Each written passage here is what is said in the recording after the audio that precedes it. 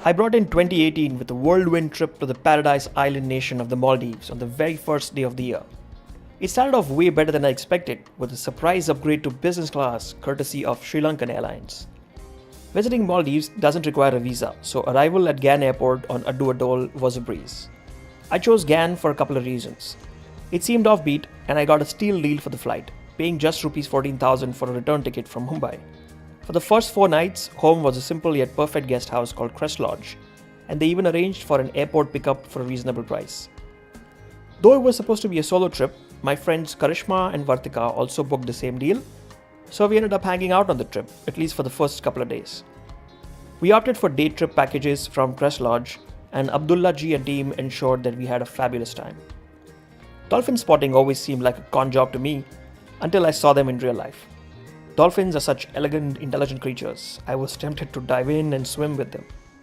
Addu doesn't have easy connectivity with the rest of the islands in the Maldives, but what it offers was exactly what I needed. We did a couple of trails on the island and waded through picture-perfect postcards. One of my favorite spots was at the tip of Addu Island, which had these bizarrely colorful crabs, and I couldn't get enough of them.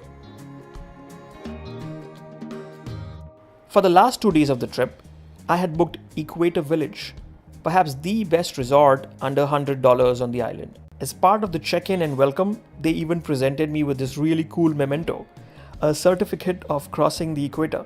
That's when it struck me that Addu is the only part of the Maldives that lies below the equator. Although resorts and guest houses on Addu had good Wi-Fi, getting a local SIM card was pretty easy as well. For food, we'd have this set breakfast at the lodge for around $8 and try other local restaurants for lunch and dinner. For getting around, some resorts offer bicycles or motorbikes on rent, but walking and boat rides worked great for us since we didn't have a very packed itinerary. The next 2 days were spent in this idyllic resort by the poolside, chilling by the beach, hanging out with my friends and gorging on the buffet. And of course, wishing I had more time to spend in this amazing resort and island. But hey, this was just the beginning of the year, and I couldn't have brought in 2018 in a better way. I can't wait to revisit the Maldives and explore more of this paradise on earth.